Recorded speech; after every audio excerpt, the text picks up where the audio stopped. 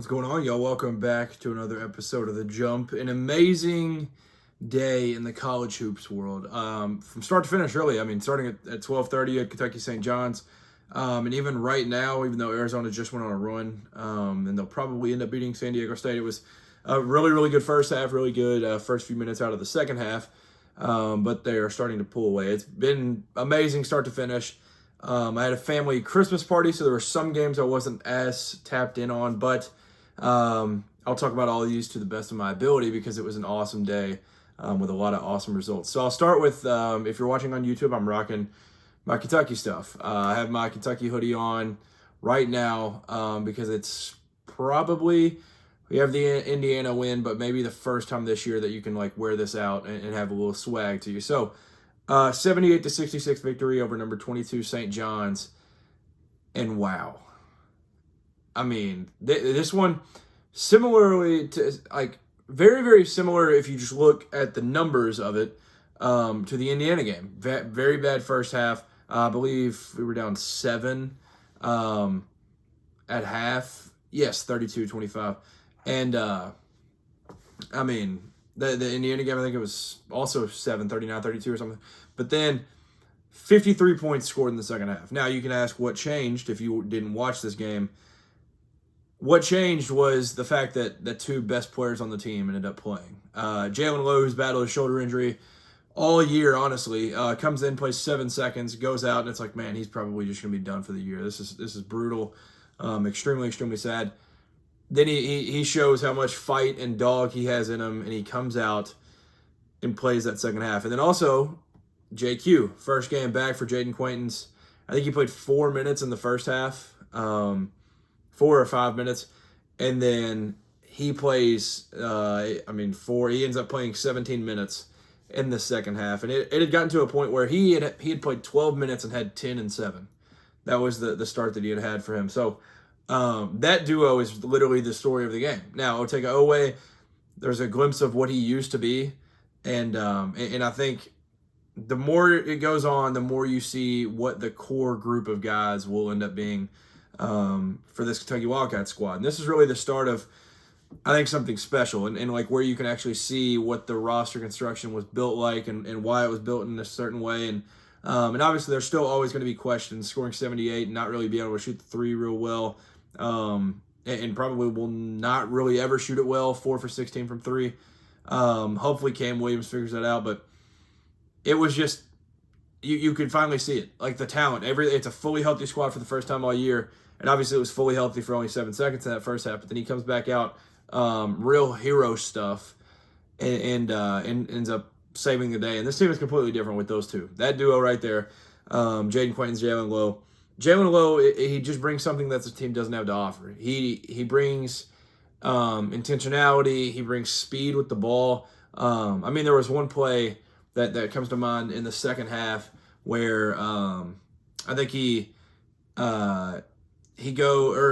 I think it was like a high ball screen, just going to the left, and he goes opposite, just goes to the right, and I think it was JQ setting it. He like seals his man off, he crosses back over and gets his feet in the paint, which is, obviously for this Kentucky team, that's the one thing that they've lacked is being able to get a guy in there to be able to create a good offensive possession because of the making the movement.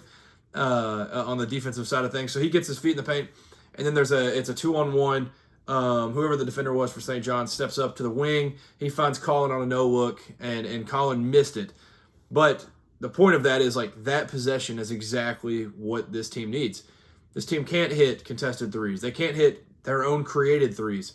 They need those spot-up threes, and Colin missed that one, but there's many other opportunities that we've seen where guys do hit those, like Trent Noah, Cam Williams, like they've hit those many, many times. So, that's what he brings. Like he brings he's still missing around the rim, and those are going to continue to slowly fall more and more. But he had a great floater that I think made the timeout happen for Rick Pitino that ended a 14-0 run of right when those guys checked in the second half. It was incredible. And then Jaden Quaintance, there's not really words that you can say to describe this man.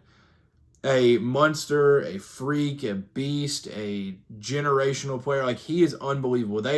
they don't make humans like this very often. I'll just say that. Like, he is absolutely unbelievable. He's 6'10", 255 in all of it. And he also has the crazy hair, so that adds to it as well.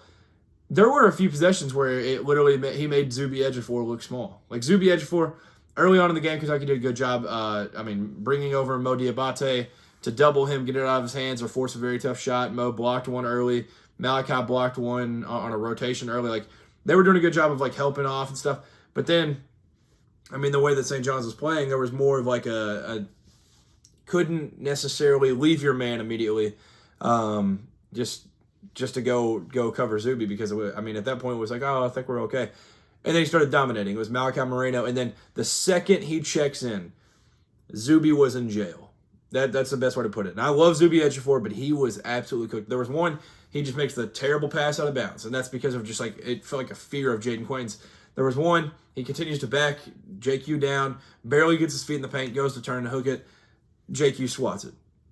JQ is a GAM. If you don't know what that means, grown A-word man. He is a GAM. He is an absolute monster, and that's putting it in the slightest way. Like, it's unbelievable what he can do on the court, finishing with 10 and 8 and 2 blocks, but unbelievable first game. Like, you could truly see what he had done, and I believe today he was plus 17 in box score plus minus.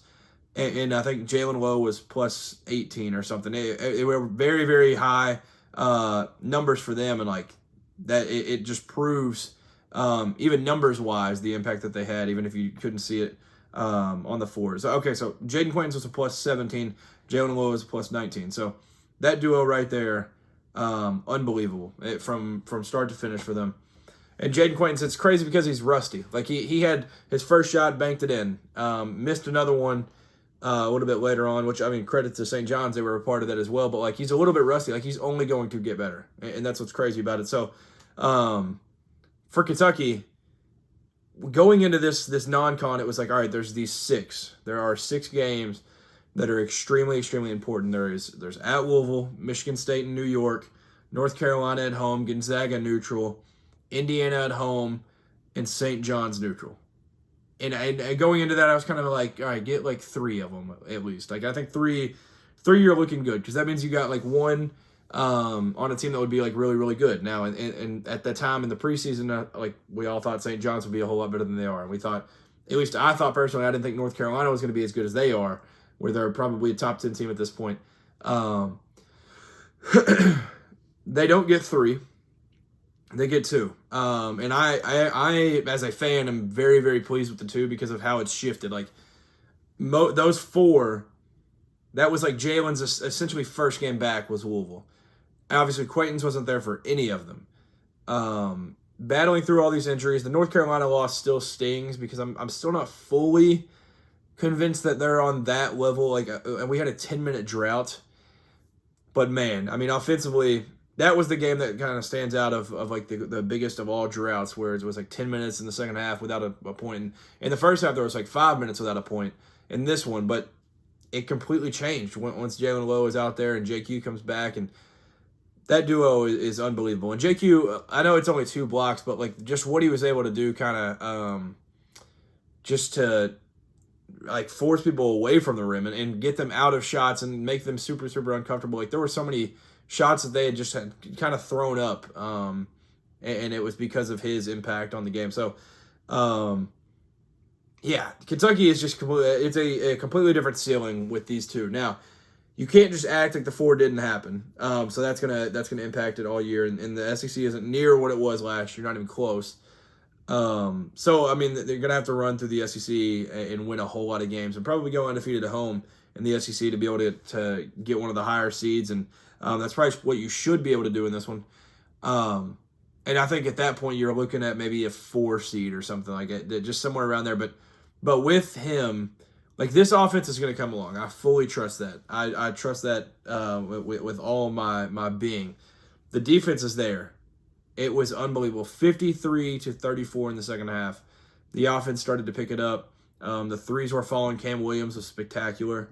He hasn't necessarily had the greatest defensive outings in these big games, but He continues to prove why he's a 3-and-D wing with 11 points, two threes being made for him. Like it is a completely different team. And Mark Pope wins a important internal game, I would say, is like a good way to put it, because the game last year against John Calipari, that was like an internal game, because he's like, you know what, I've got to prove myself against this guy, because this is the guy that left that they all hated. Now I've got to, it was just like a whole mental thing. And going into this one, it was like, man, this is my coach. This is the guy that helped me get in. Like when I left medical school, this is the guy that I go call. And being able to win that one just proves to be super, super spectacular. So, I mean, he had the great suit, and he had the whole ending was weird, because you could tell in the pregame these two were so happy to be facing off, and then there was the Mo D dunk there at the end that he probably shouldn't have done, but they were also pressuring, so it was a whole different thing. Mo D gets ejected, and there was a blow by, but still at the end, I think Rick Pitino's more in the boat of which now I'll shift gears, talk about St. John's a little bit. I think he's more in the boat of just being frustrated at the roster construction, because in the postgame he talked about they have 4 guards missing. They have 4 guards that they whiffed on. They don't really have a true point guard. The true point that's supposed to be the true point played 9 minutes in this game with Dylan Darling. He's just not completely there. And overall, I think it was a fine outing by the starting group, but they're going to need more off the bench. That's kind of the story of it all for me. Like, they just don't have the depth that I think a lot of people thought that they would have. And like Dylan Mitchell playing 29 minutes and having 4 points is not going to cut it. And Bryce Hopkins, I thought he played well. Zuby played well for Kentucky when we had like some smaller guys in there. But there was these refs were definitely whistle happy. Like, I mean, both teams had to go through it with Sandin fouling out, B-Hop and Zuby having 4 each. So, I mean, they were foul happy, and that was definitely kind of a story of it, because it ended up being 25 to 24 fouls. It was crazy in the end, but I mean, it wasn't bad either way, in my opinion. So, but for St. John's, like, I just think, I don't think panic button is necessarily needing to be hit, because they have the 2 big wins with Baylor and Ole Miss, and I think the Ole Miss one will age pretty well. I think Ole Miss is going to figure it out, and then I think Baylor's going to age perfectly fine. I mean, being able to win that one by 15, that one's going to be good. But they only have one more. They have their Harvard matchup, and then it's Big East play. So they're going to have to start figuring things out, and the Big East isn't good, so they're probably, I think, they'll have the 2 matchups with UConn, so they're going to have to get one of them, and that's going to be a very, very scary thing, because UConn's one of the best teams in the land right now. So I'm interested to see how they end up looking. I think it's going to be fine overall. I think they're going to rattle off a ton of wins, and I know the Big East will have teams that kind of figure it out, but I mean, as of right now, Xavier just beat Georgetown, which I'll reference that towards the end of the show, but it's not great for St. John's, but I think they'll figure it out. I think there's plenty of wins to just be able to scoop up in conference play that they'll figure out. But big takeaways: State Farm Arena, JQ is a grown man. Jalen Lowe is a just true point that is a savior for this Kentucky team. If they can both stay healthy, that it raises the ceiling of this group. Houston versus Arkansas. This was one of them that this kind of window of games I wasn't fully dialed in on, but what I had seen from it was definitely Houston needed this, and it was a comfortable win where I think like they kind of punched Arkansas in the mouth early and kind of just ran with it from there. Like, it was 49-41 at half. Houston was going out there scoring points, and Kelvin Sampson made some jokes about we've always been a defensive team, and obviously they've never gotten fully over the hump. He's like, maybe being an offensive team would help us win one more. But in this one, I want to talk about the freshman matchup with Kingston Flemings and Darius Acuff. Now, Darius Acuff is, I don't even know, a top 5 guard in the country maybe. He's special.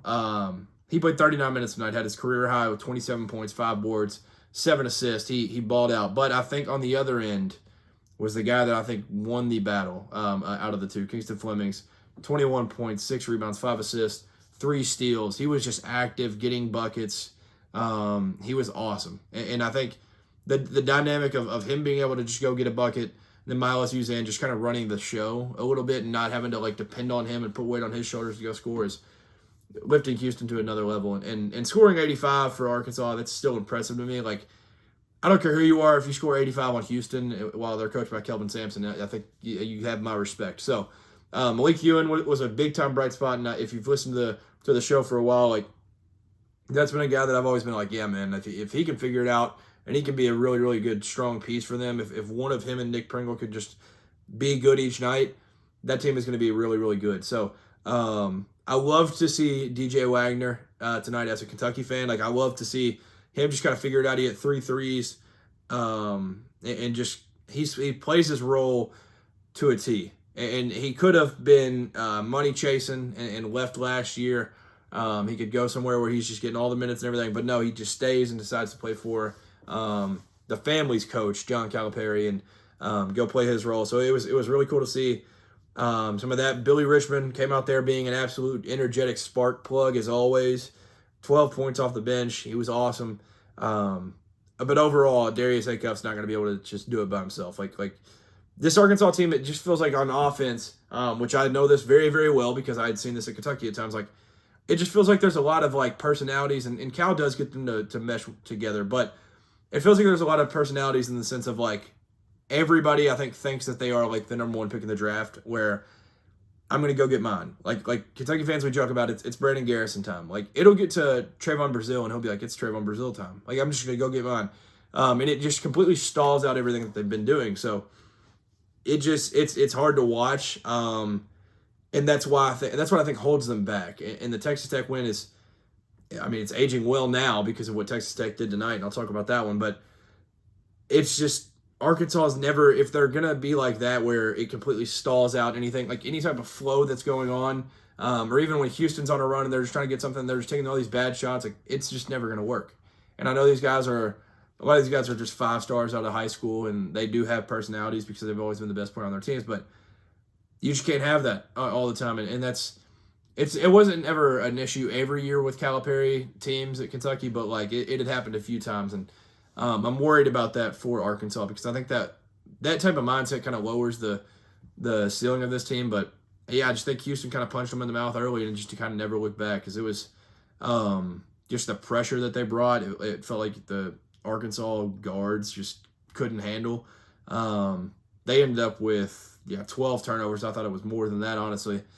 But overall, I think this was a win that Houston needed. And they just led start to finish. Before tip, they had a 76.8% chance to win. And I think the lowest they got was 72% with 1909 when Arkansas went up 2-0. So there was literally led start to finish, and they just kind of demanded everything. So I just love this Houston team. They have the dudes, and they're just going to be awesome all year. Like, that starting 5 is unbelievable. And then they have great role players off the bench. So big win for Houston, one that they needed. And I think part of the college basketball world kind of saw that Tennessee loss, and they're like, I don't know about these guys. Like, it's not good because Tennessee turned around and didn't necessarily back up theirs to a T, but I don't know. It felt like Houston was kind of they got to number 1 after the Purdue not even losing stretch, and it was a whole wild thing. And then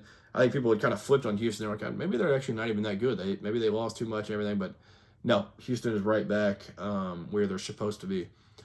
North Carolina and Ohio State. Before I go anywhere with this game, beautiful uniform matchup. I do love it kind of makes me think of, I played in a Little League baseball league growing up, and the Phillies, I know in the modern day it's like a maroon and light blue, but the Phillies when I was little in that baseball league was like a baby blue, Carolina blue kind of, and then a red, and I was like, that's the coolest color combination of all time.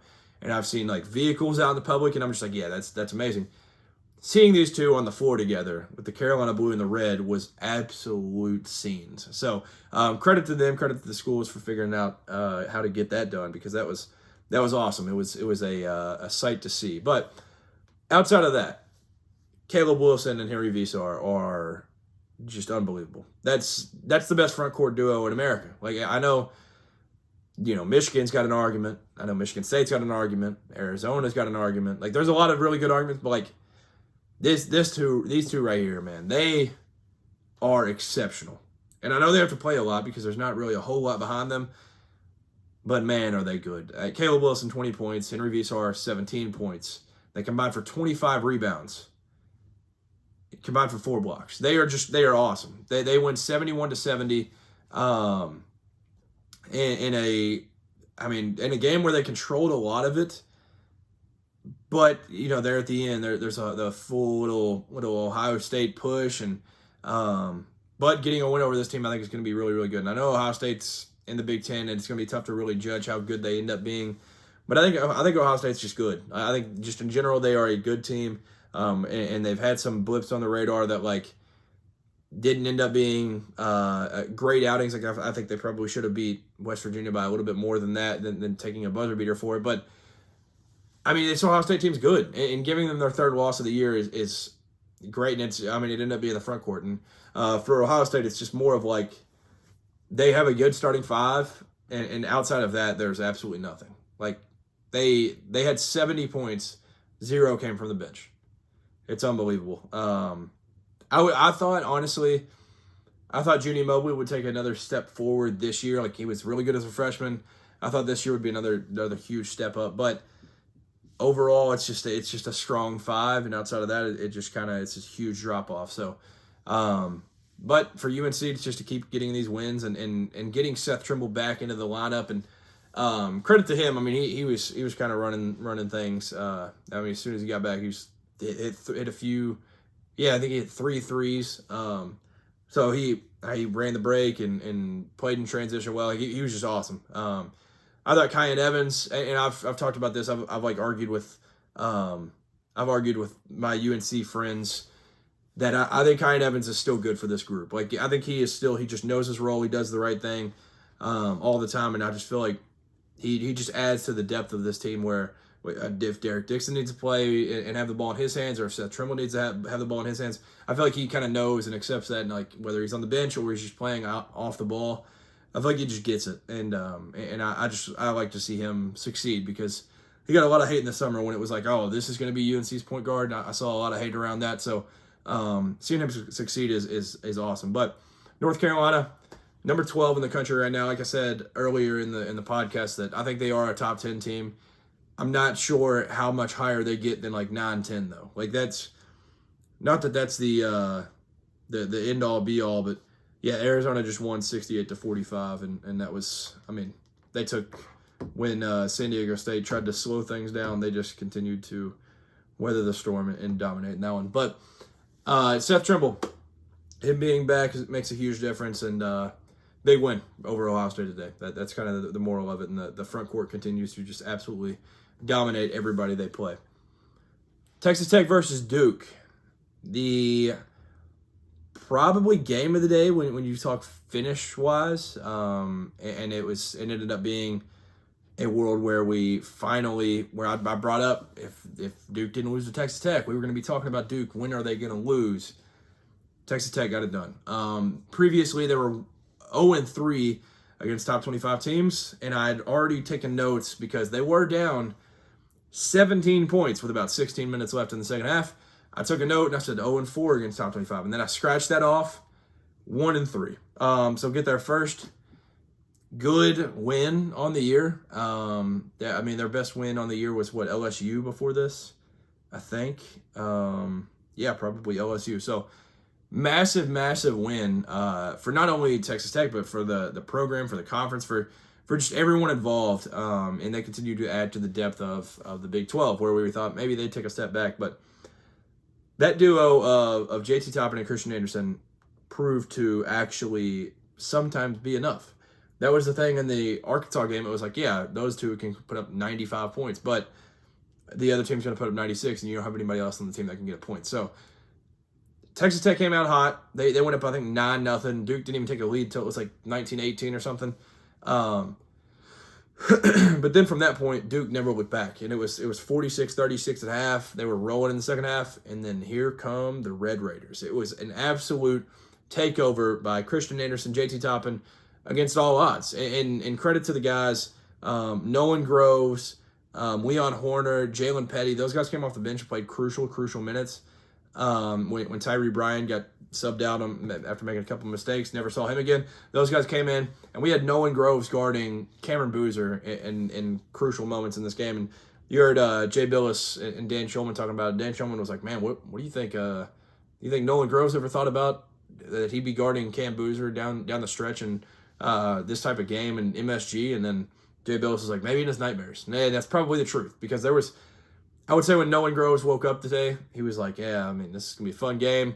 I'll probably play a few minutes here and there. I'm not gonna be the main man to have to slow down Cameron Boozer late and box him out and be physical with him down the stretch. Here you are, Mr. Groves." So that was actually cool to see, because those guys kind of stepped up and showed kind of what McCasland has preached to this team and everything. So what a win! What a win through the fouls, through everything. Lawan Watts, he fouled out. I don't remember what the time was when he fouled out, but it was also a really, really bad foul call, terrible call. But he was good all night. He was awesome for them. He fouls out, and even through all of that, Christian Anderson, unbelievable. JT Toppin, he's hitting dirt fades, but Christian Anderson is the story. He had, I think, 23 points in the second half.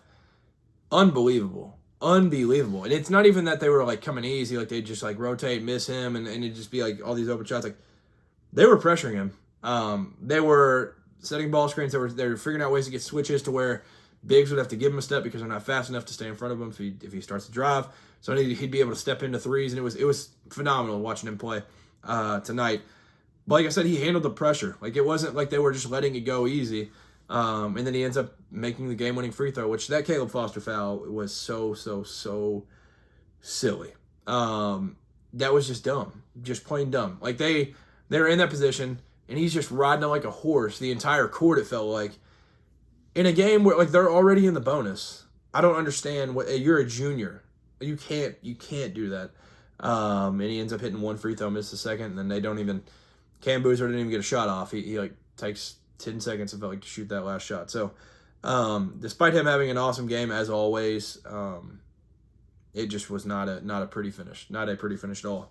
But Christian Anderson, big hats off, man. Like that is like a performance I will remember for the rest of my life. That man lost his dang mind out there. He had 27 points, 3 rebounds, 5 assists, and 3 steals. Like he was just awesome. And had 1 foul.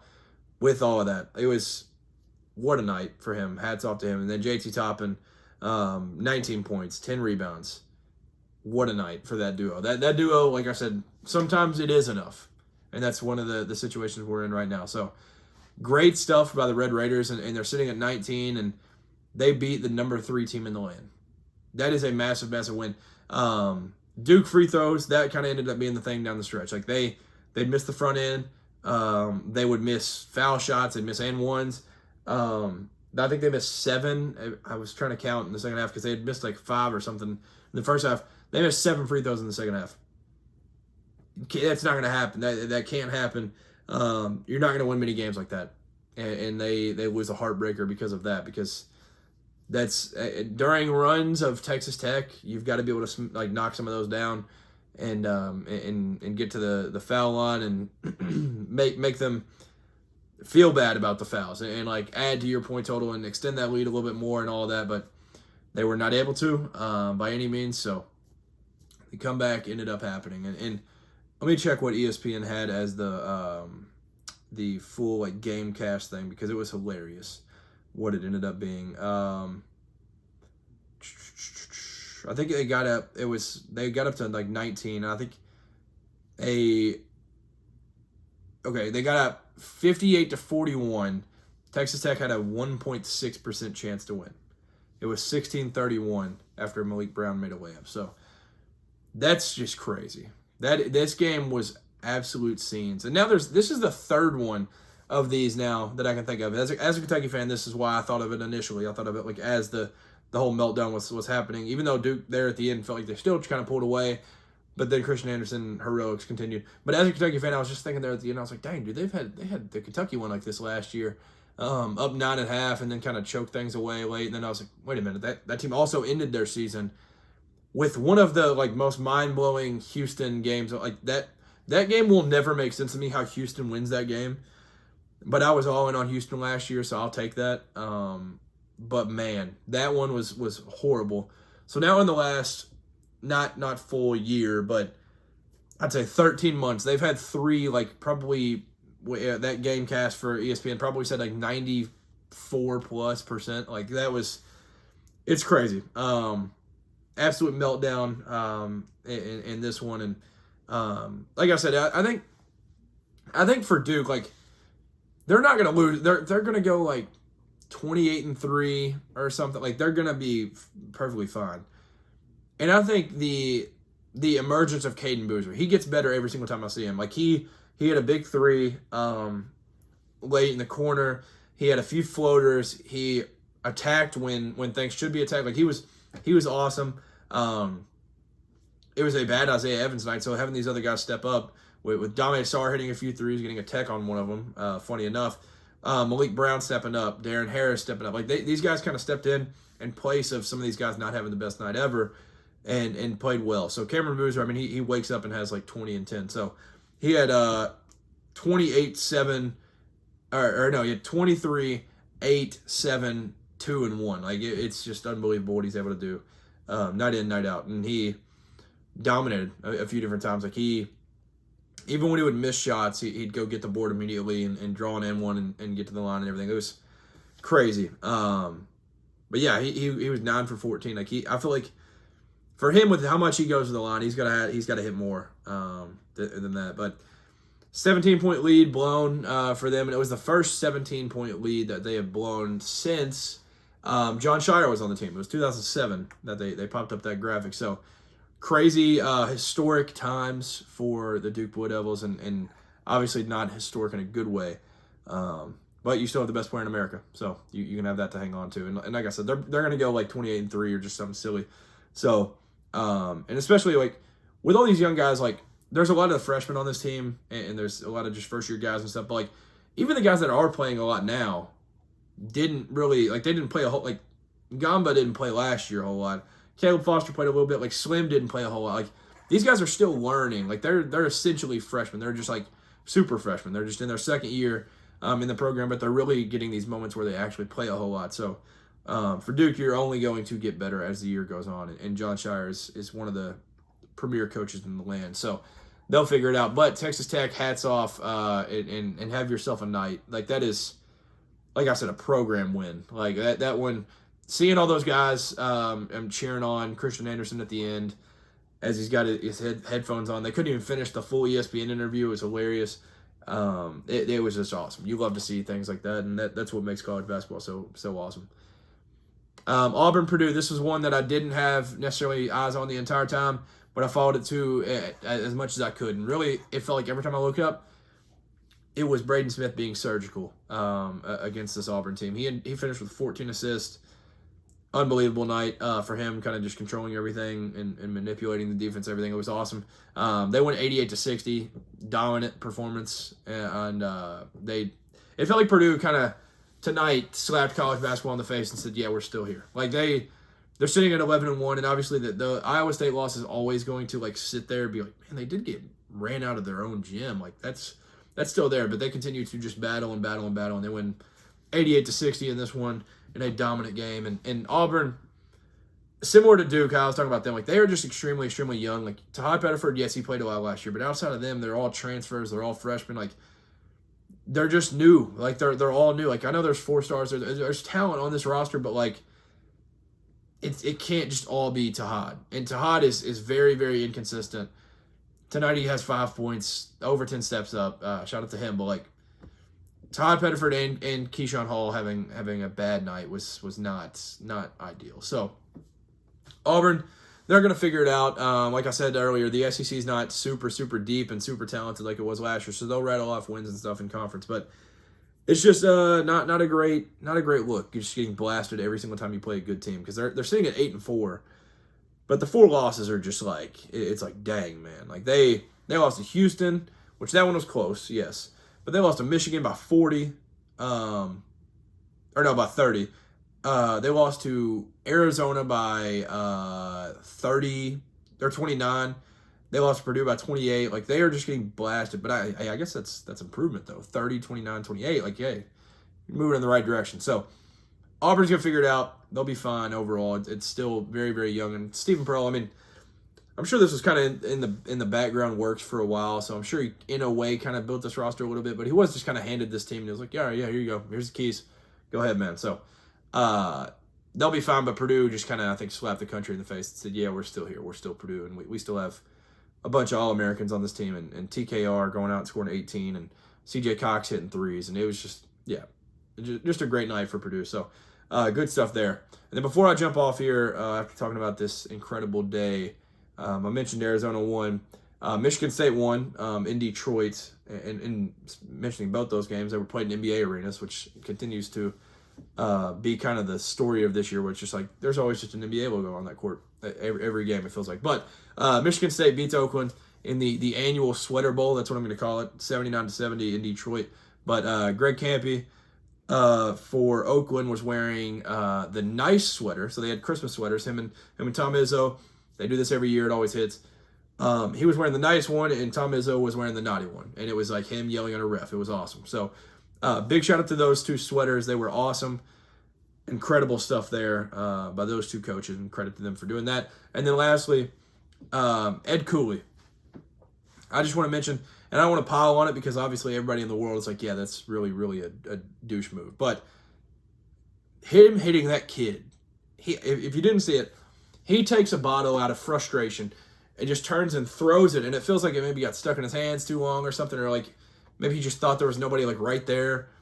And it just drills a 5-year-old kid in the head, like concussion level speed. Like, it was unbelievable. Literally looked like an MLB pitch. It was crazy how fast he threw that. He throws the absolute heck out of that bottle. Now, this is the interesting thing, because I was looking, because obviously he's going to have to miss some time. Like, you can't just get away with throwing a bottle and not have to do the time for it.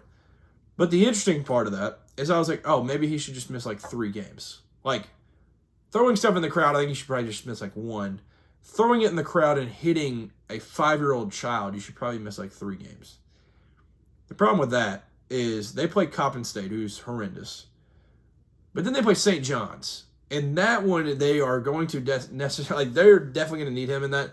And then they go to DePaul. So if he has to miss 3, I don't know if that's what it's going to end up being. Maybe it's just 1 and then he's perfectly fine. But on New Year's Eve, they do play St. John's, and that one's going to be interesting if he's not able to coach that one. But Ed Cooley, come on, man. That's kind of the whole scenario. Like, just I know you're frustrated, and I know you've got some losses that you don't want to have to claim as of right now. They have 4 losses: Dayton, Miami, then UNC and Xavier. But come on, I mean, you can't just be chucking water bottles across the arena and hitting children sitting in their mother's lap. It's just kind of not a good look, man. We'll just put it that way. But I think that'll do it for this one. I don't think I'm missing anything overall across the sport today. Virginia, big win. I did have my eyes on it. This was a quad box while we're playing Christmas games and stuff. Good stuff. I saw that Dallin Hall had a great game. 20 points, big win. 10-1, and for Virginia, obviously I didn't get to stay completely tapped into this team. Like, Maryland's a good win there. That's good stuff. But I think for Virginia, this kind of says to me that, like, they're in that second tier of the Big Ten, in my opinion. I think the top is like Duke, Louisville, North Carolina. Those ones are comfortably up there. And in that second tier, I feel like there's a strong group right there. When last year that wasn't the case. It was kind of like a couple teams at the top, rest were terrible.